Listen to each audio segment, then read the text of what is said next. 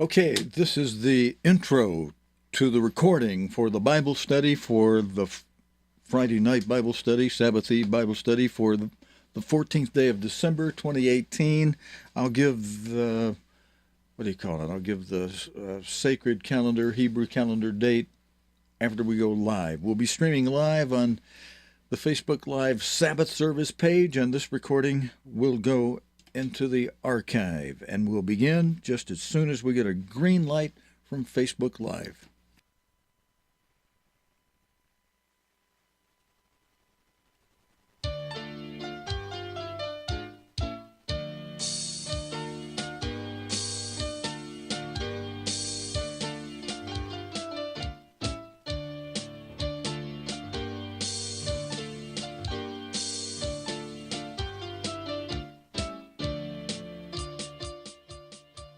All right, good evening, brethren, and welcome. Happy Sabbath, Shabbat Shalom. Welcome to the Friday night, the Sabbath Eve Bible study for this 7th day of the 10th month. You know, I in the recording for the archive, I just give the Roman calendar date because we file things by those dates while we have to live in this present evil world. But I like to start out the Bible study itself by mentioning the sacred calendar date, the Hebrew calendar date, and but then cross-reference it to the fact that this is the 14th day of December 2018 on the old pagan Roman calendar. And I like to start out with that MIDI Shabbat Shalom Sabbath music to open up our Friday night Bible study, our Sabbath morning Sabbath service.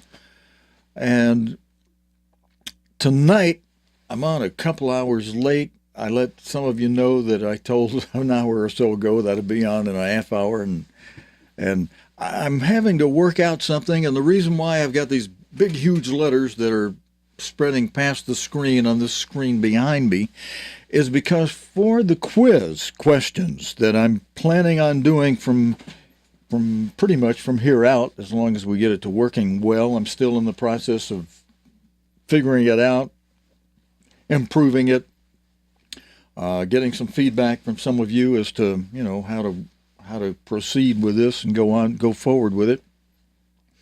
And so we're trying something tonight, and I've got the questions in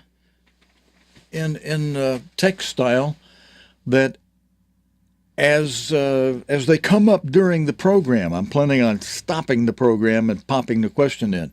Now, I won't be doing that tonight. I'll be doing that in the morning, and I'm going to run the same program that we do tonight. I just want to have something for those people in the UK who asked me to please get the Sabbath service on before the sun goes down in the UK, and they're ahead of us on the clock.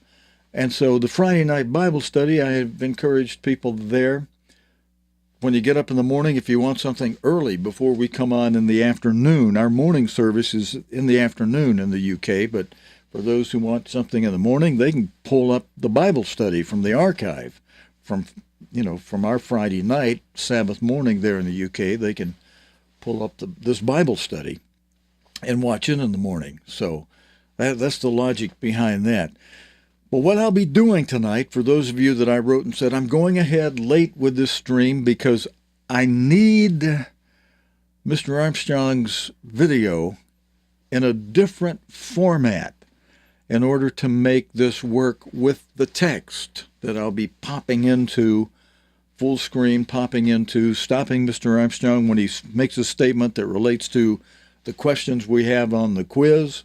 I'll keep it right next to where he said it to make it easier for you to be able to answer. We're going to try that out. But now, before I actually do that, I need to reformat the video that Mr. Armstrong is speaking in, and I'll be able to do that tonight by what we're doing, and then have that in the morning. Let me see. Oh, I just figured out something. Let me think. I need it without the text on it. So instead of running it from this screen with that lower third out of the way, I actually am going to need to do something real quick while we're on the air.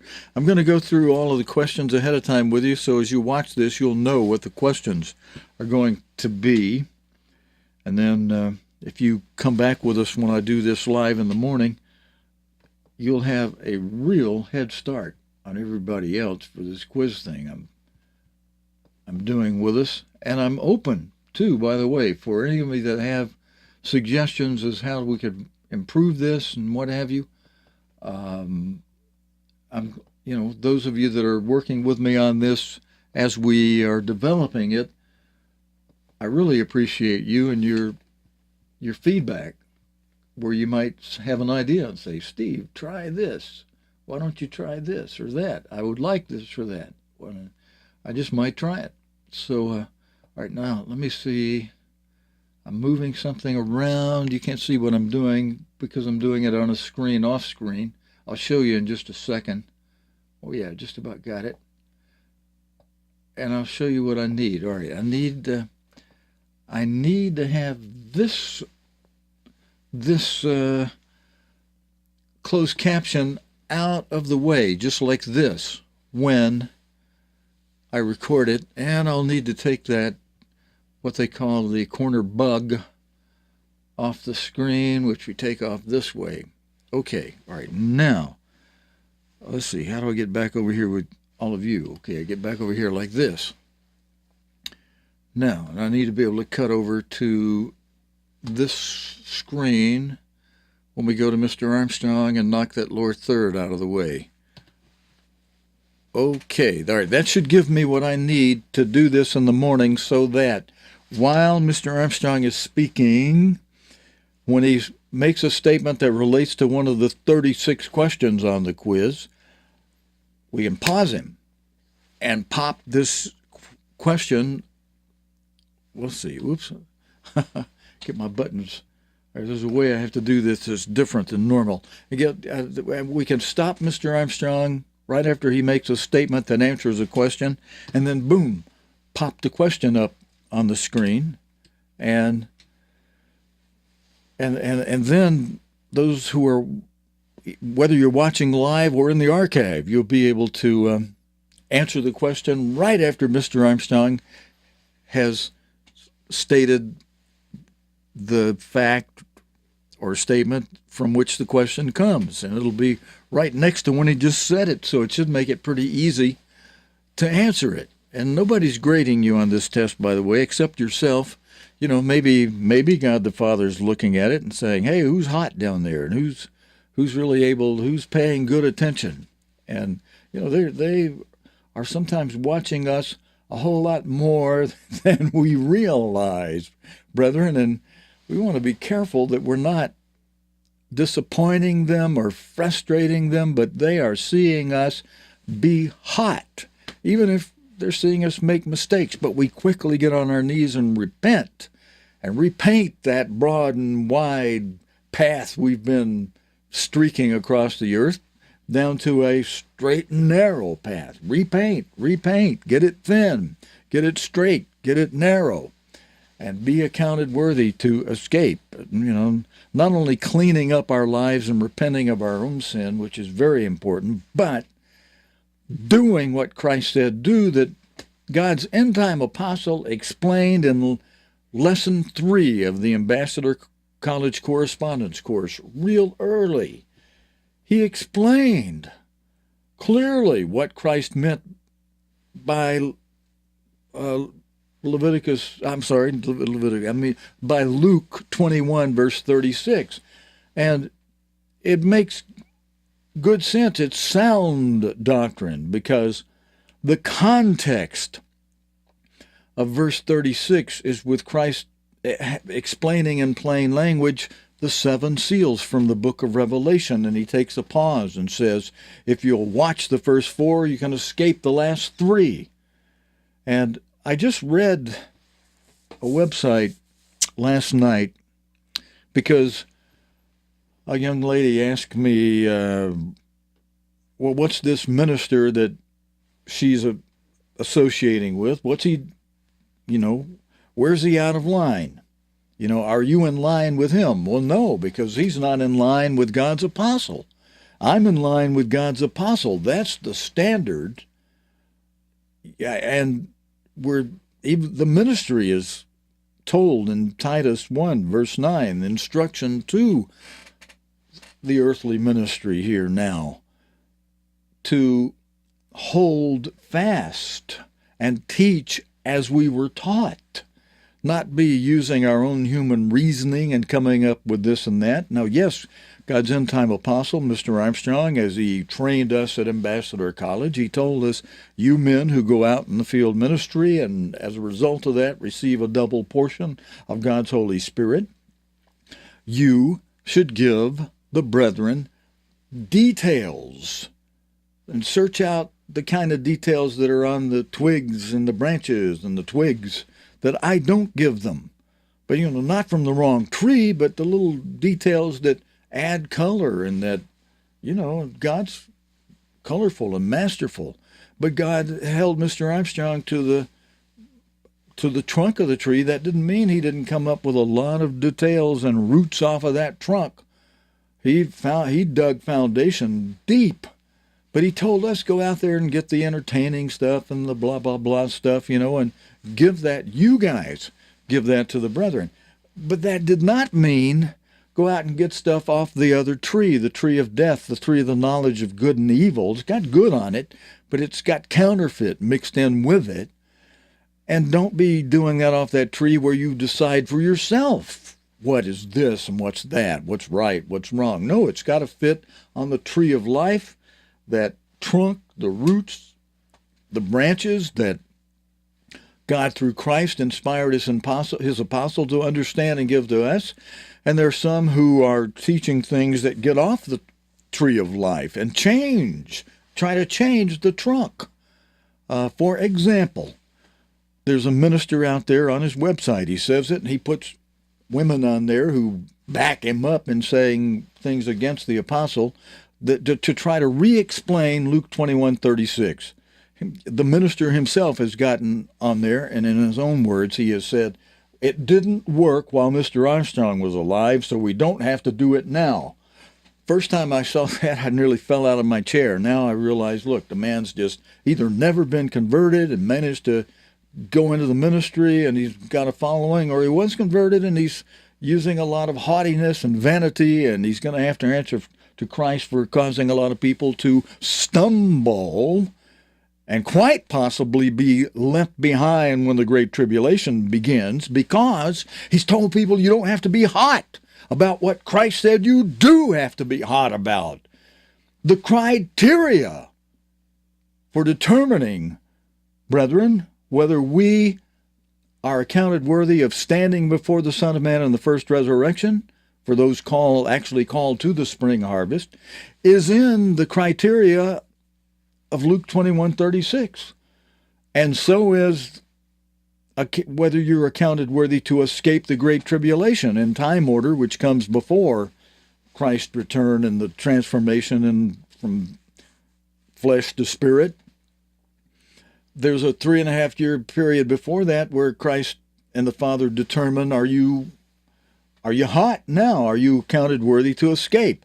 You can blow it on both counts of being accounted worthy to escape and being accounted worthy to stand before the Son of Man in the first resurrection, and still make it in the first resurrection if after you've been left behind, you do what Christ said do when he instructed the Laodiceans, which is an era of martyrdom, not here yet. Many are preaching that incorrectly too. That's another thing. Some ministers who actually have been called have bought into teaching that so they can create their vanity plate, banana-peeling Church of God groups. After many prayers and fastings, God, why are so many teaching that the Laodicean era is here now? And why are there so many vanity plate, banana-peeling Church of God groups? A lot of you used to hear me just refer to it as banana-peeling Church of God groups. But I look back at what the man who originally had this seat for the live streaming of Sabbath services, the live streaming of what we initially called Nightcast, which I changed the name a year or 2 years ago to World Watch, after a lot of prayer and fasting and talking to Gene Hochberg to see if he'd mind if I used the name in which he wrote the Worldwide News articles in. He had no objection to my doing that. And he even encouraged me with some books to read and things to, to really learn how to evaluate the news and host it. But, brethren, the things that we are, the criteria for deciding, for the Father deciding, no man, that's God himself and the Father and Christ. Christ is our intercessor. The Father may say, well, so is down here right on the borderline. I don't know whether to account him worthy to escape or not. During the 3.5 years of nourishment, protection, final training, there will be some training going on. Weekly Sabbath services, annual Sabbath services for 3.5 years. And, some people that missed the mark a little bit could be straightened out then. Now, some people that are off the mark or that were maybe on the mark somehow could have an attitude that gets jealous over somebody else getting a cave that he wanted or whatever over there, and wind up missing the mark, even though he was taken to a place of nourishment, protection, safety, final training. But that's God's call. He knows how to figure it out for the most part, and it's God's given himself the responsibility. He shares with us in 2 Peter 3, verse 9, where he says it's his will that none perish. And judgment being on the house of God, those of us called to the spring harvest, God's taken on a real challenge there with some of us, whom he's called. It's his will that none of us perish, and so he's delayed Christ's return so that those of us who have been obstinate, maybe a little rebellious, maybe a little slow in putting sin out of our lives, since 1,000 years is as a day is as 1,000 years with God, he's been patient toward us, like he says, long-suffering toward us, because it's his will that none of us perish. And so some who complained about, well, Christ was supposed to come back in 72, that might have been God's original desire and plan, and they cued Mr. Armstrong that way. But because God leaves himself options, he can cause men to redefine how long a generation is, as men did in the dictionaries. Back when Mr.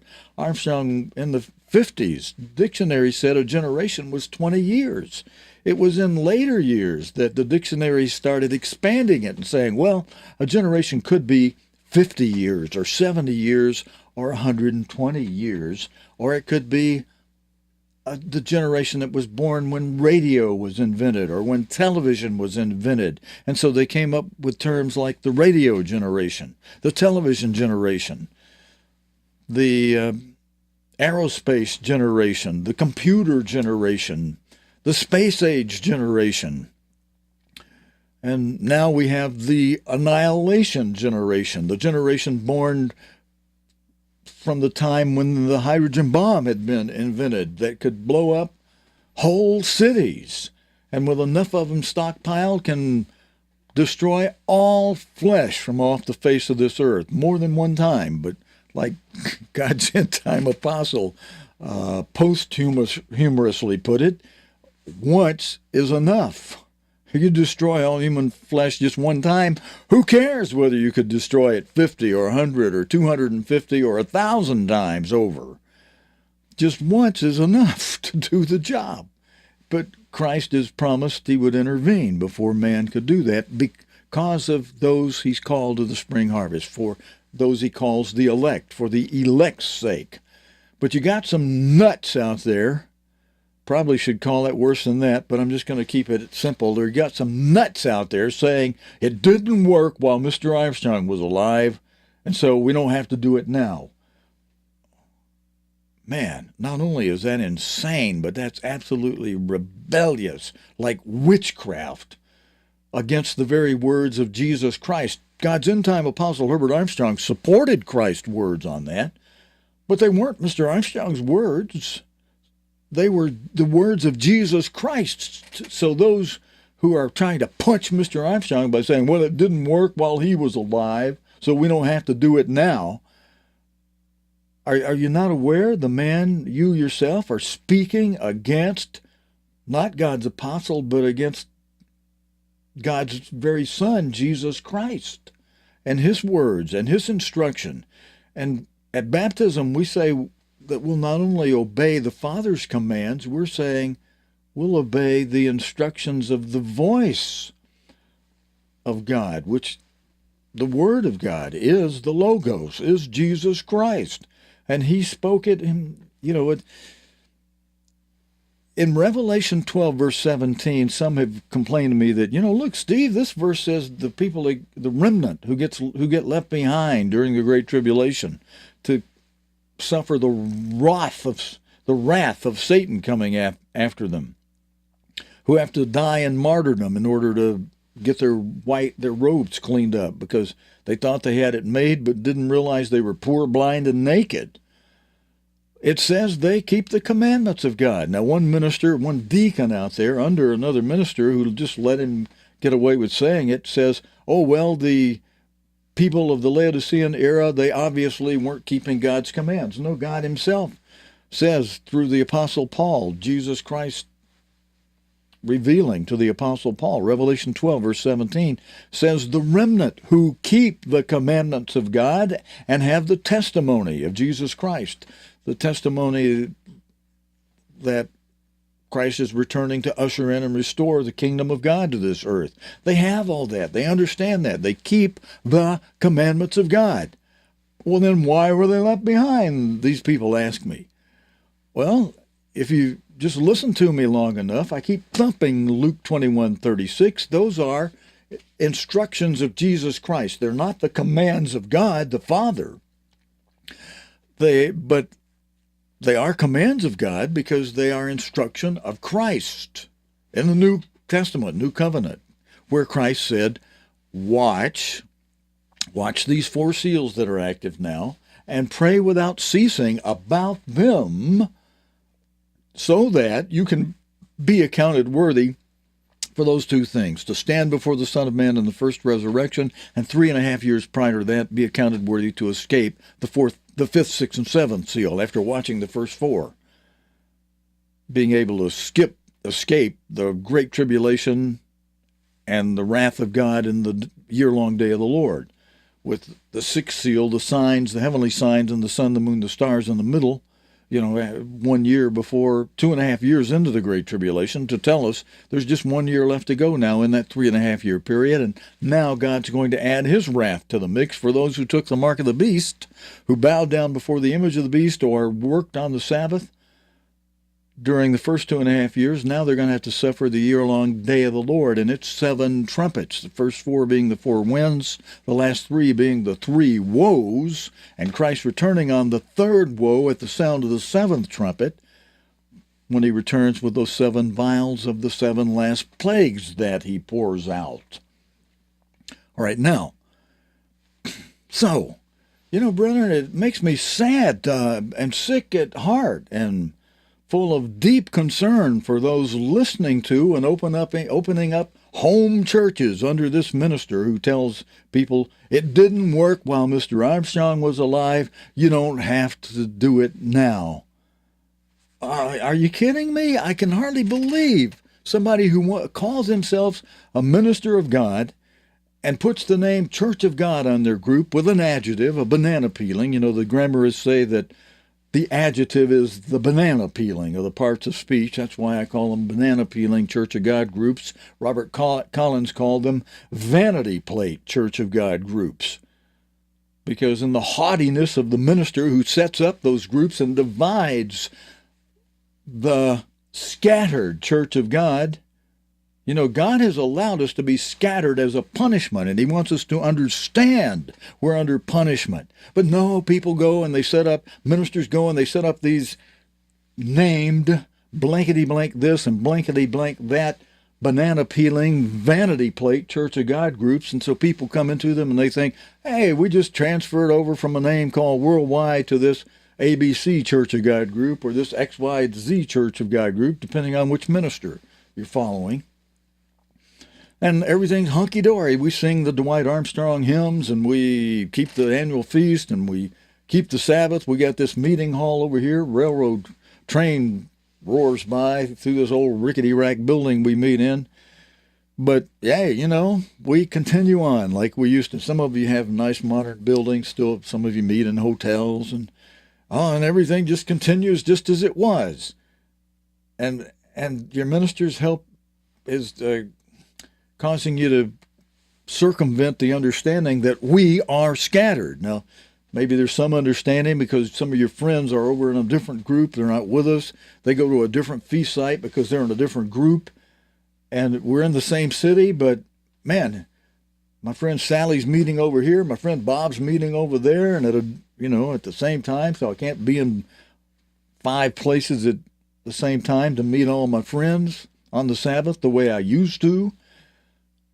And so, maybe that gives you some idea that we're scattered, but for the most part, people think they're okay. We're not, brethren. We need to be hot. We need to be real hot, showing God that, we care. We want to follow his instruction. We want to be reunited and gathered together, which my friend Tom Williams worked in letter answering for a couple dozen years for the Spanish department.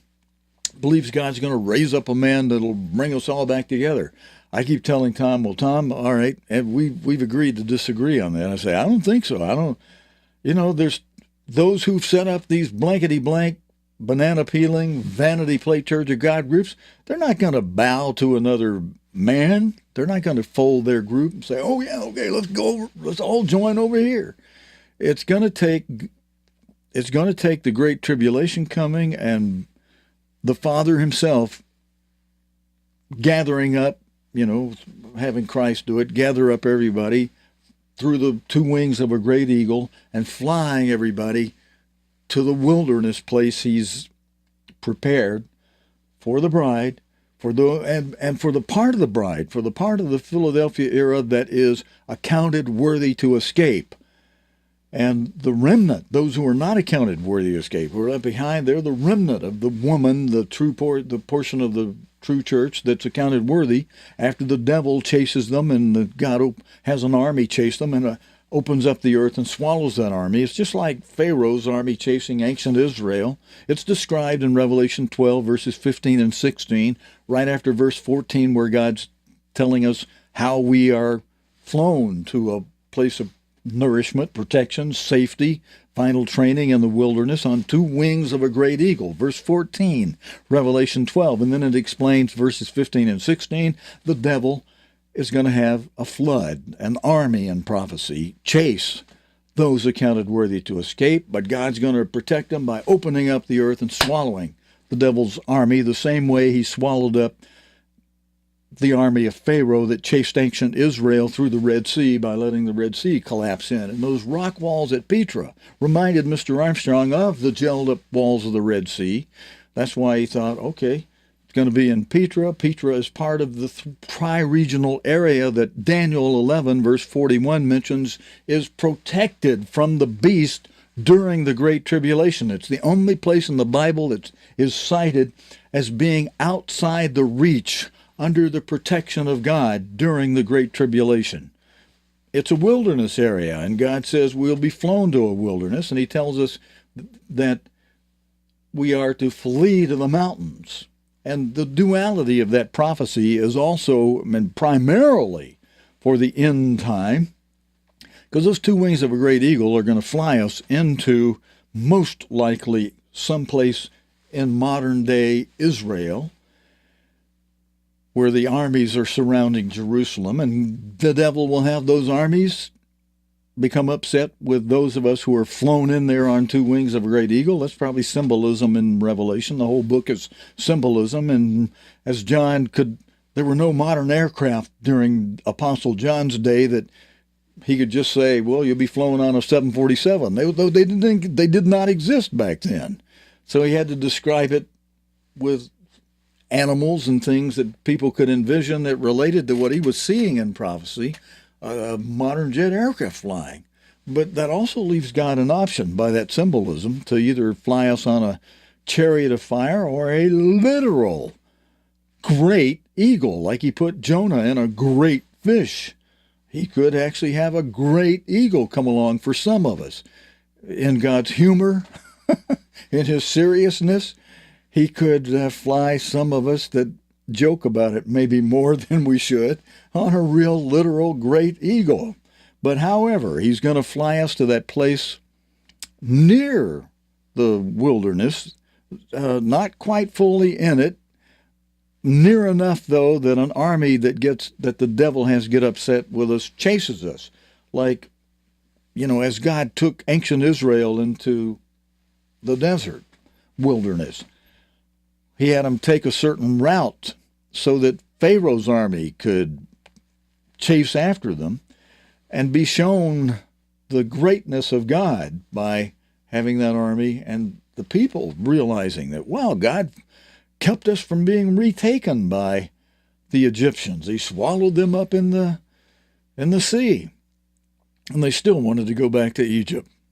But God's going to repeat duality. He's going to repeat that same thing at the end time with spiritual Israel, with Philadelphia era of the Church of God, of those who are accounted worthy to escape, and those who were a little haughty and knew a lot but didn't do everything. They listened to a minister who said, it didn't work while Mr. Armstrong was alive, you don't have to do it today.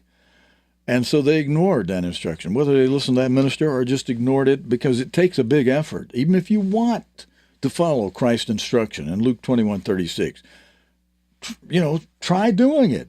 You'll find days go by where, oops, man, I didn't pray for the last 3 days about it. I didn't even watch the news the last 3 or 4 days or week. You might not have wanted to this week. I mean, the news was so full of Brexit fighting that as I poured through story after story, I'd get sick at sometimes. And I'd narrow them down to the ones that had the good summary of what happened and what we should be aware of and enable us to pray about it. And we put that for you on silver platter on World Watch TV Sunday through Thursday night. But sometimes I know you'll get busy and you'll miss either watching or you'll watch, but you'll miss praying. Because to pray without ceasing, with all your heart, soul, might, mind, that takes effort. After I prepare news and do it all day, and sometimes especially I'm tired and I say, oh, God, I need some more energy. If I got to pray about this now, you got to give me some Isaiah 40:29 energy. So I can do it. And it takes effort. And if we fail to do the effort daily, God's going to say, sorry, you missed the mark, you fell short, but you can still make it in my kingdom. If you'll do what I tell you to do in Revelation 3, verse 18. I counsel you to buy of me gold tried in the fiery trial of martyrdom. All right, I've summarized that before for you, and hopefully I'm preaching to the choir. You won't need that if you're watching and praying without ceasing about the events and the people affected by the events of those 4 seals, regardless of what so-called ministers of God and people, especially some women that these ministers do their writing for them, and they publish the writings of the women on the thing, doing ecclesiastical work that God reserved to men. I'm sorry, ladies, but that's the way it is. I know some of you get madder than heck at a man that says that to you.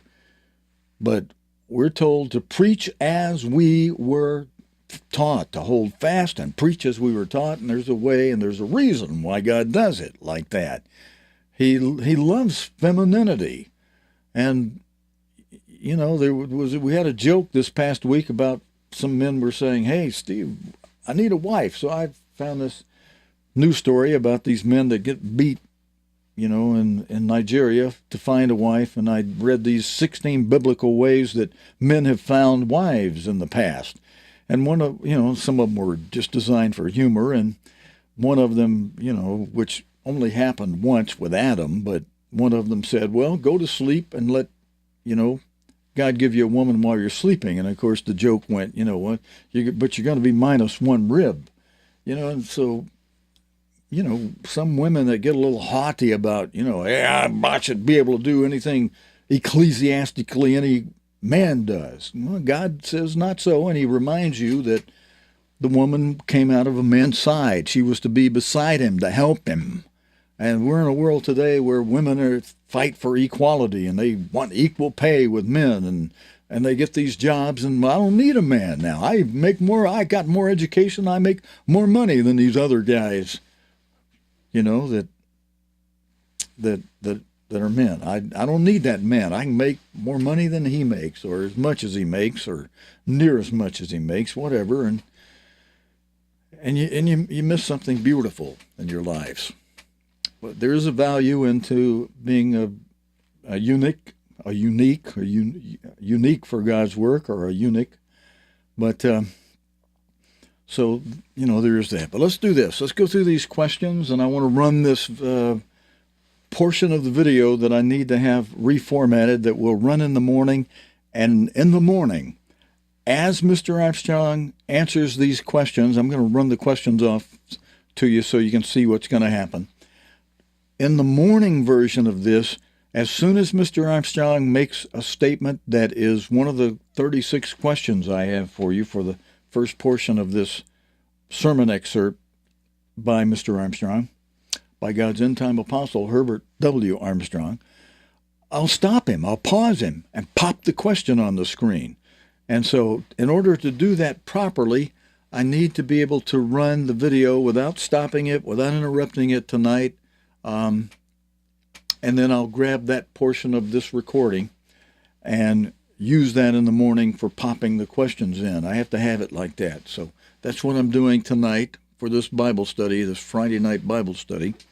And let me share with you the questions, the 36 questions I have before we start the video. I'll just run these off real quick. I don't expect you to answer these tonight. If you want to, if you're here with us and you want to, you may, but I'm going to do it to make it easier for you tomorrow. Since I have so many questions, it'll be hard for you to remember all these questions. I'm going to pop the questions in during Mr. Armstrong speaking in the morning. Right after he answers a question, I'll stop him and pop the question on the screen. And you should be able to think, oh, Mr. Armstrong just said blah, blah, blah. And you can type that in the comments or type it in or write it in your own paper, whatever, and then check the answers I'll have for you later to see how you did.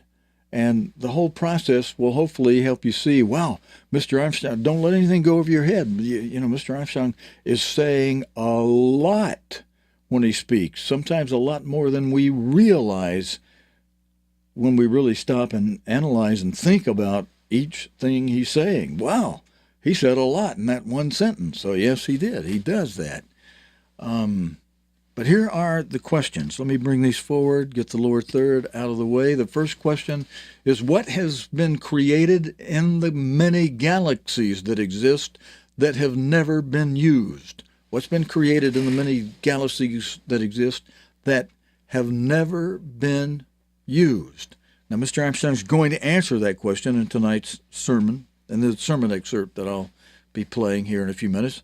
Number two, this question, this earth was designed to be what kind of special ground for mankind? Mr. Armstrong will answer that while he's talking. Number three, and by the way, let me just say this real quick. The answers to these questions that I'm asking will be, maybe there's more than one answer, but what I'm looking for is, what did Mr. Armstrong say in his sermon excerpt in regard to these questions?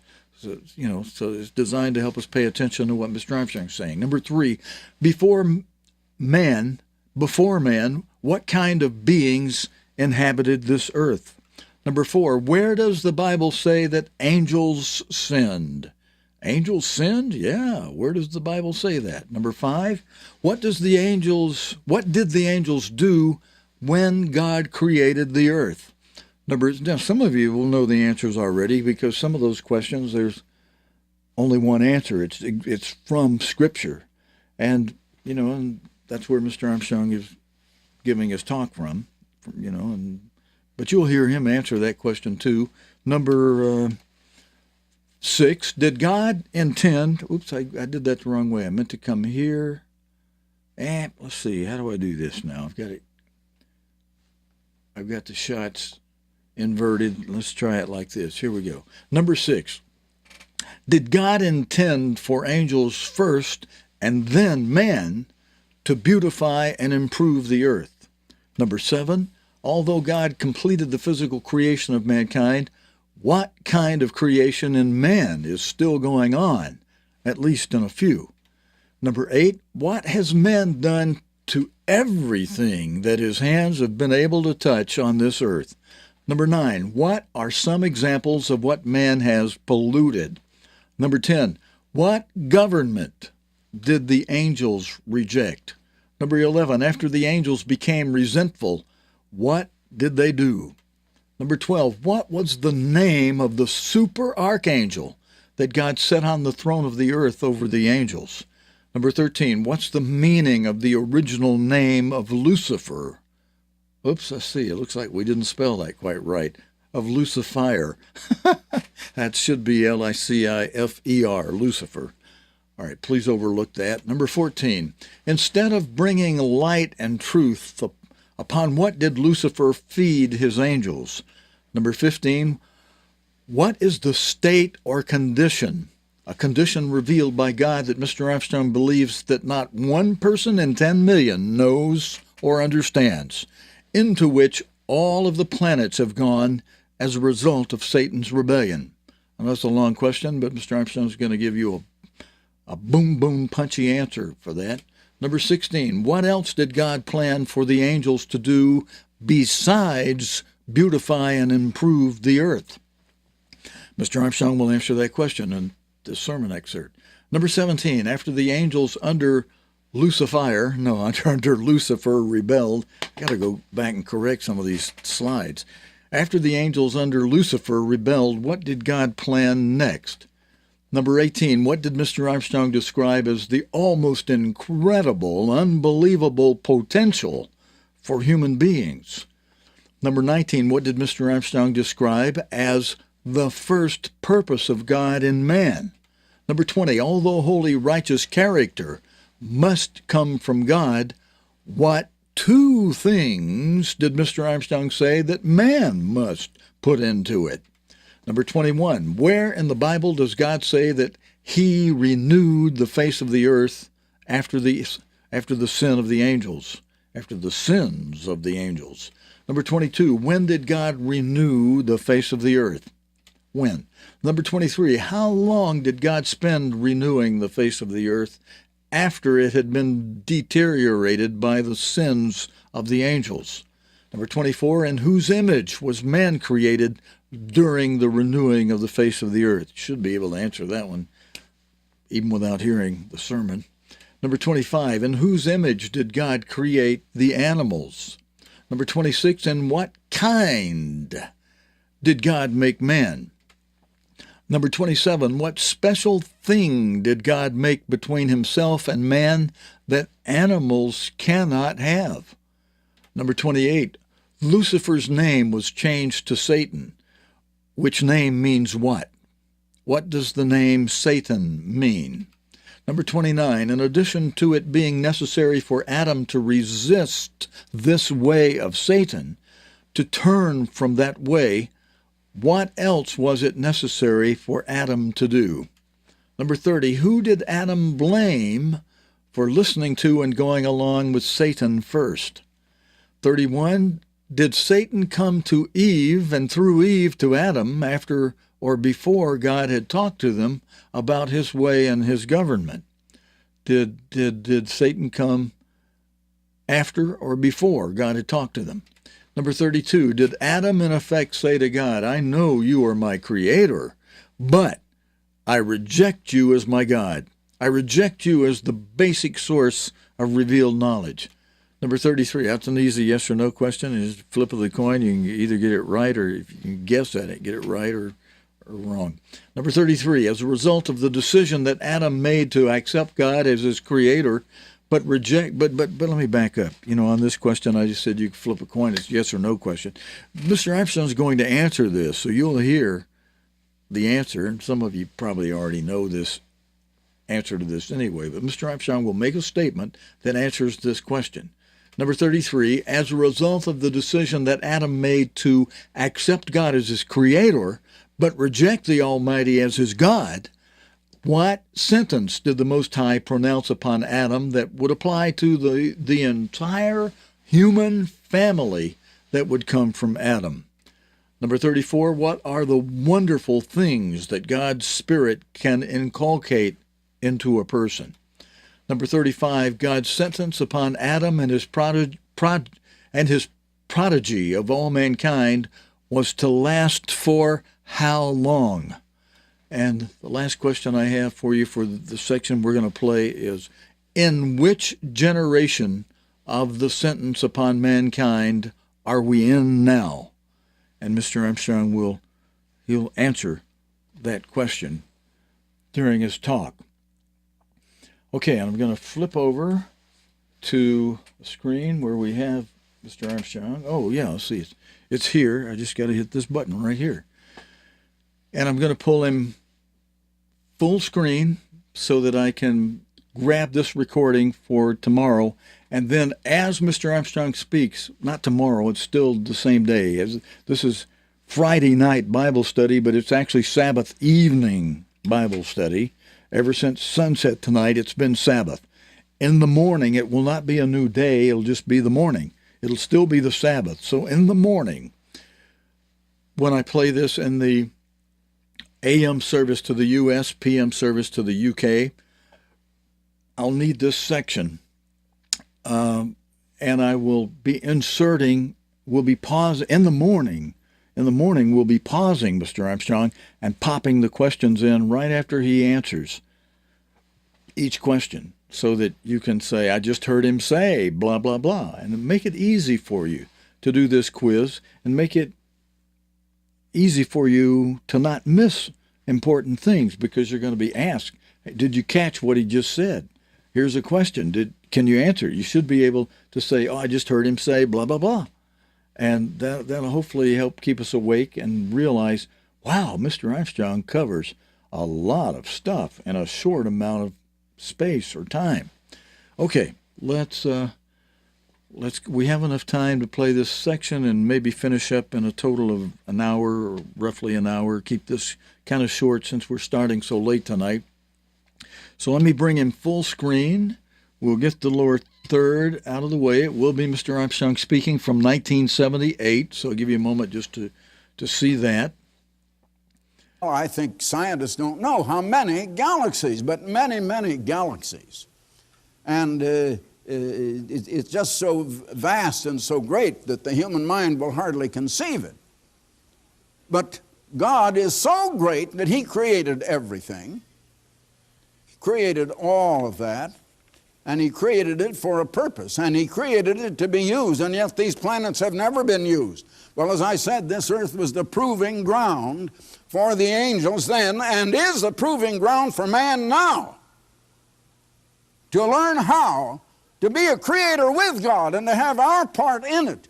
People think that when God created the earth, it was created complete and perfect in every way. Now, you're half right. As far as it was created, it was perfect. God never creates anything imperfect.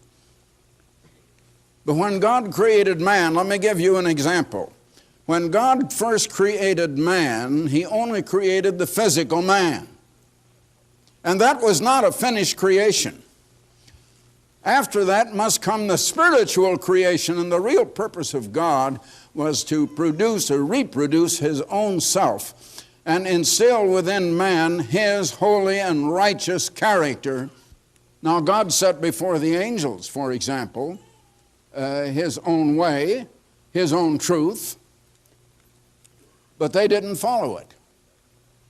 God set before Adam, the first man, His way and His purpose in man, and what man's ultimate fantastic potential really is.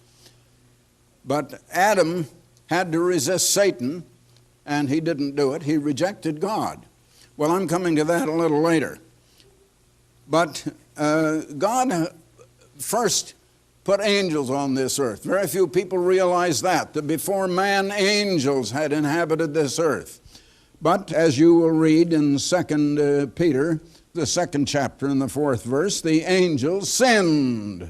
However, when he created the earth, the angels shouted for joy because it was to be their home. And it was beautiful as far as it went. But it was, I said, it was not complete. And just as in man was complete as a physical being, but the spiritual creation is still going on in human beings, at least in a few. But God intended the angels to work the materials in the earth, to improve, to beautify the earth, and to have their part in the creative process by finishing what God had created as far as it went. Now, I might say while I'm at it that he intended man to do the same thing. And we have not done it. What has man done to this earth? We have polluted everything that man's hand has been able to touch. Everything of God's creation that we have touched. We've polluted the atmosphere of the air. We've polluted the waters of the rivers and the lakes and the seas and the oceans. We have polluted the soil that produces the food we eat. We have degenerated everything that God has let us have anything to do with when he intended us to improve it. But as I said, the angels rejected the government of God. They became resentful, and so they rebelled. And as a result, the government of God was no longer being administrated or observed on the earth. Now, God had set on the throne of the earth over the angels a super archangel named Lucifer. I've mentioned this time and again in preceding programs. Now, his original name, Lucifer, means shining star of the dawn. It means one who brings light and truth. But instead of bringing light and truth, which God had given him, he fed his angels on just the opposite, on resentment and bitterness and on rebellion. And so there was a rebellion. As a result of that, something that I know and that God has revealed and that I imagine there isn't one person in 10 million that knows or understands. All of the planets, like our planet, like our moon, like the planets of our solar system, like Mars, Jupiter, Saturn, and so on, have gone into a state of decay. Now, decay is not an original created state. Decay is something that has had to happen by deterioration. It takes time to produce decay, so it is not the way God created originally. I knew that if we ever got cameras down on one of these planets, what we would find. And what did we see? Just the same thing as we have on the moon. Everything is waste and empty. Everything is degenerated. Everything is decayed. Now, it could not be the state in which God originally created it. And I don't know whether your mind ever dwelt on things like this, but mine does. I want to know all I can know about God and about the things he has done. How did these planets become decayed? It is not an original created state. Can't be.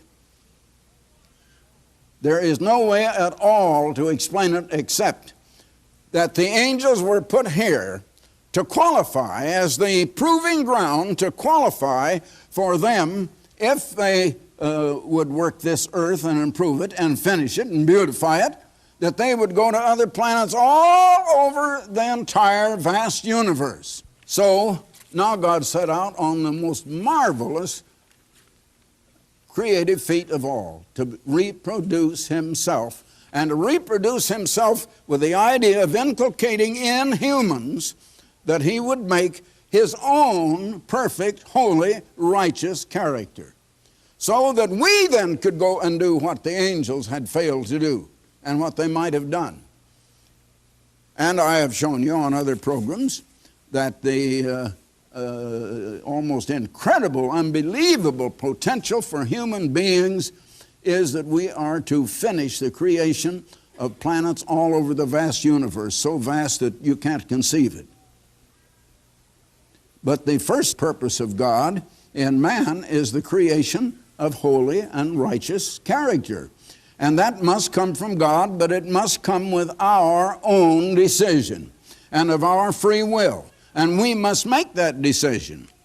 Well, now chaos and decay had come to the earth, but if you'll turn to the 104th Psalm, and I mention this quite often, where in the 30th verse, the psalmist writes of God, "Thou sendest forth thy Spirit," that is, the Holy Spirit God sends forth, "they are created, and thou renewest the face of the earth." God renews the face of the earth. He renewed it after it had been deteriorated as a result of the sins of the angels. Now, in 6 days, God renewed the face of the earth and created man upon it.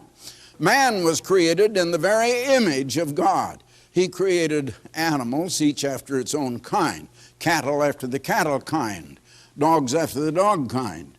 But he said, "Let us make man in our image after our likeness." In other words, let us make man after the God kind.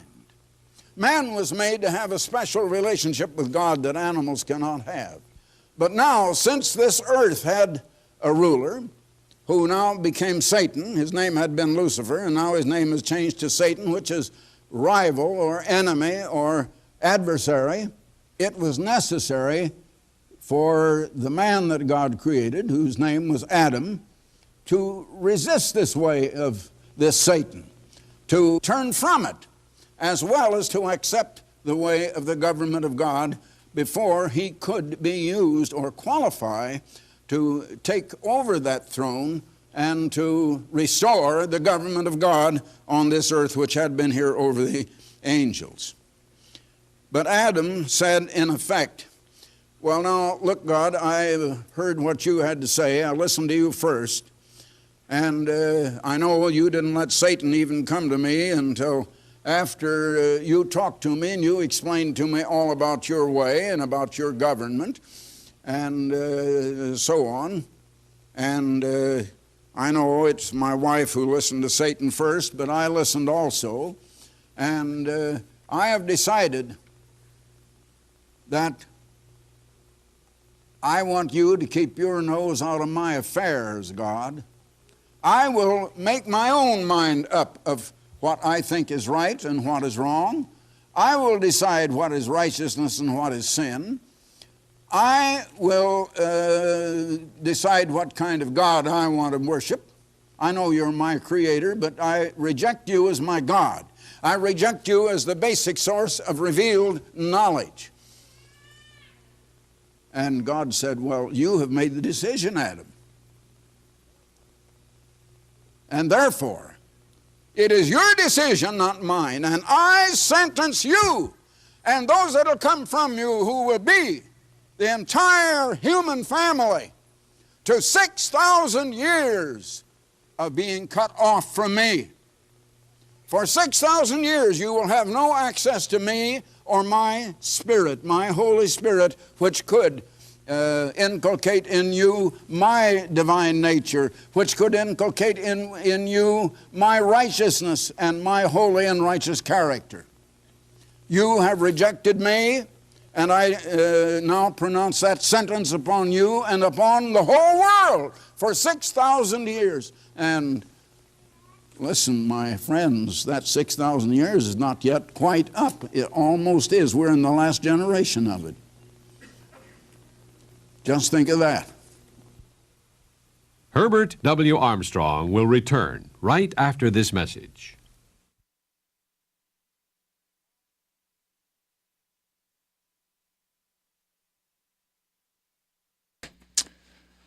All right, friends, I needed that much for tomorrow morning when we'll insert the questions that I went over with you into his talk, and we're going to wrap it up right there. Just a couple of minutes over 1 hour tonight for the late Friday night Bible study on this 7th day of the 10th month on God's Holy Sacred Calendar, the 14th day of December, 2018, Friday night. It'll be the 15th of December in the morning. It'll still be the 7th day of the 10th month on God's Holy Sacred Calendar. Just a quick reminder, this is a leap year, and so there will be a double 12th month this year. There will be a 13th month, so we'll have until the first month, until 14 days into the first month when we have the Passover memorial service after sunset on the 14th.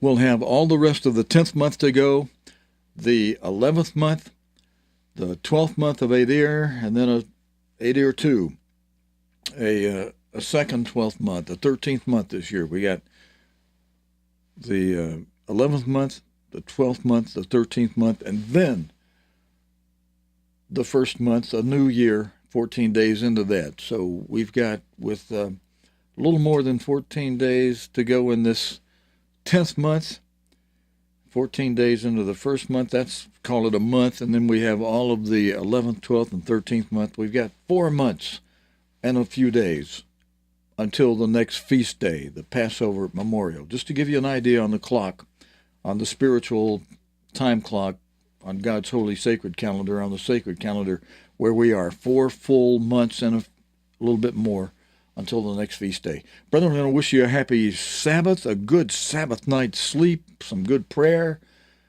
and I hope you wake up refreshed and ready for more Sabbath fellowship and instruction from God's apostle. We'll pop the questions in with it. We'll try the quiz in the morning. I hope you want to join us for that edification and fun way of doing it. Until then, your host for tonight's Friday night Bible study, Stephen Lloyd Gilbreath, saying, thanks for joining me. Shabbat Shalom. Hope to see you in the morning.